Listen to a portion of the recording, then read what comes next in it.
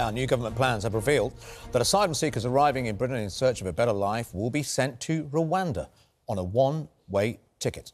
Well, joining us now is Minister for Justice and Tackling Illegal Migration, Tom Pursglove. So was this your idea, or is this an idea that's been foisted upon you? Why is sending those seeking asylum in the UK or arriving here legally, why is it a good idea to send them to Rwanda? So obviously there are wide and many varied opinions that are being expressed about this.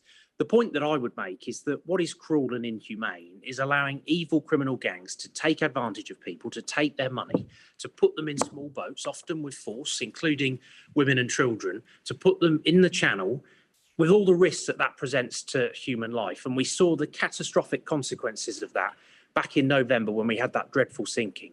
We simply cannot allow that to continue to happen, which is why we've introduced the new plan for immigration to stop these illegal journeys while still providing... OK, no, absolutely. Sorry to interrupt you, but no doubt that is wrong and has to be stopped.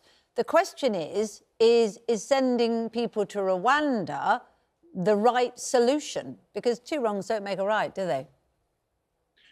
What is clear is that we can't carry on as we are. Something has to change. The dynamic has to change in order to stop this from happening. And that's why we've got the comprehensive new plan for immigration. There is no one single intervention, I have to say, that will solve this issue of itself.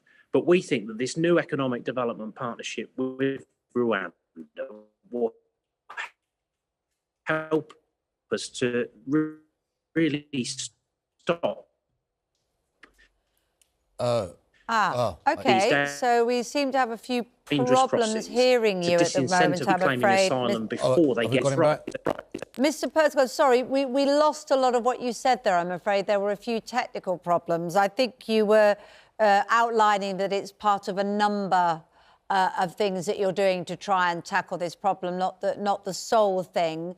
But just to come back to it, if that wasn't a good summary of what you were saying, because we lost you technically there, why, I suppose the questions are, it's going to cost a lot of money, 120 million for around 300.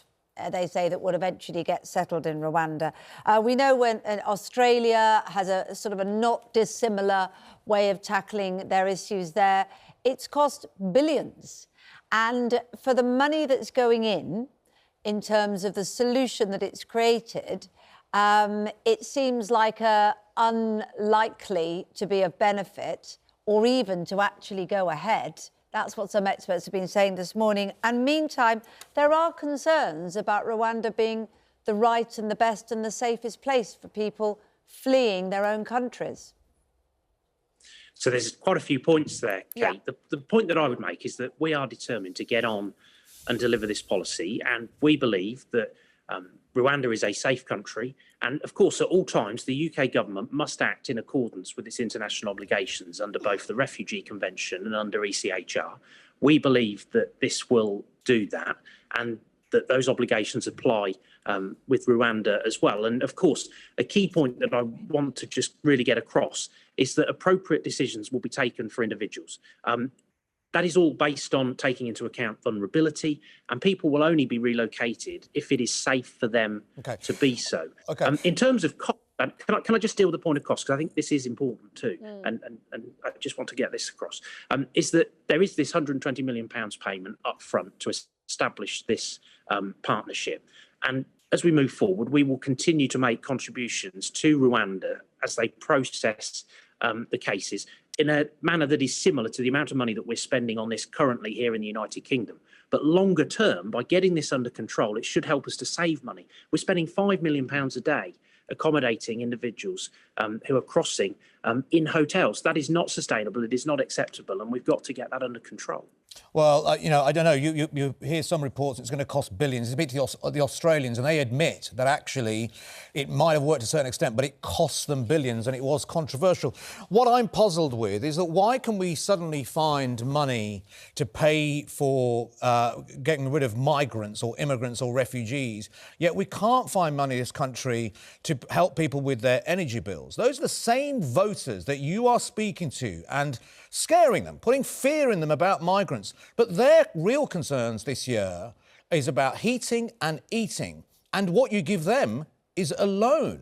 It doesn't seem right. And then we have the write-off of COVID fraud and PPE, which came to £12 billion. Why can't we find money in those areas that will directly affect people in this country, but suddenly we can find billions for Afghan, Syrian refugees?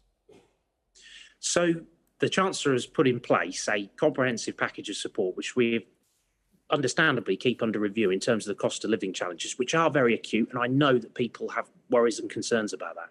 But at the moment, what we are seeing is increasing sums of money being spent dealing with this illegal migration issue. And if we stand back and we do nothing, those costs will just continue to spiral. But why can't we find equally? Why can't we find millions or billions to look after people right now? You're saying it's acute. People are going to get bills over £800, and that's just this year. And we know it's going to get worse the next 2-3 years. Why can't you find money to give to people who are going to suffer this year? They don't know whether to heat or eat at the moment. Why can't you just... just... reports inflation will be in double figures why can't you by just the end find... of the year? You can find money for migration, immigration, but all you can offer the people of this country is a £200 loan. It's not a discount.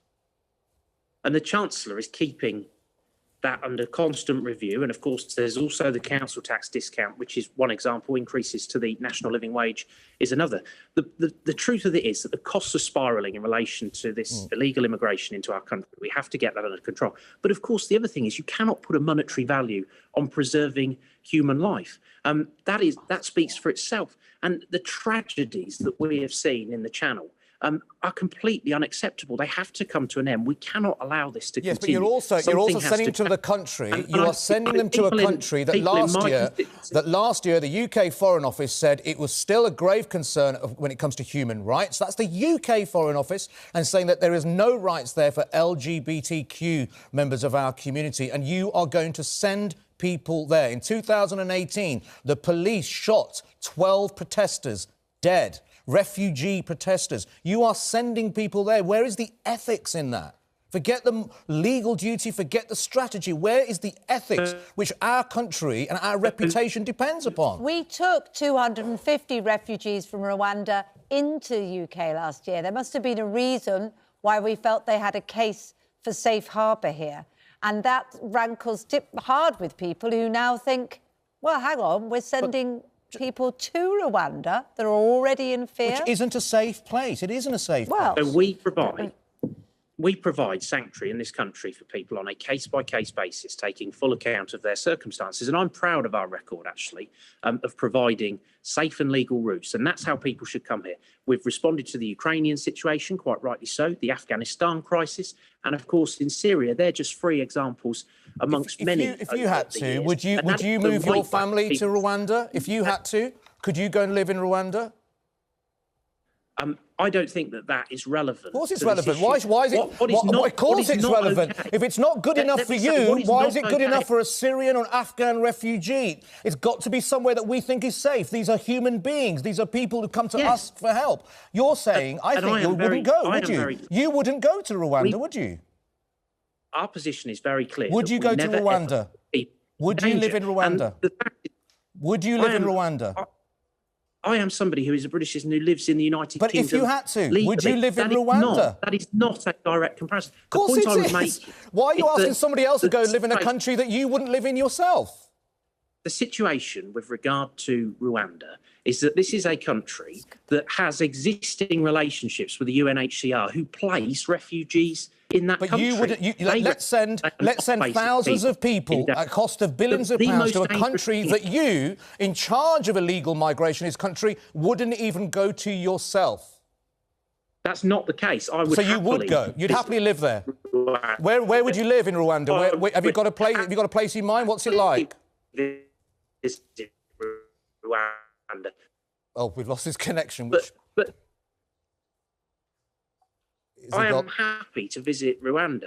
I am legally, the two things are not comparable. But what is not okay to allow evil criminal gangs to continue to exploit people and put their lives at risk.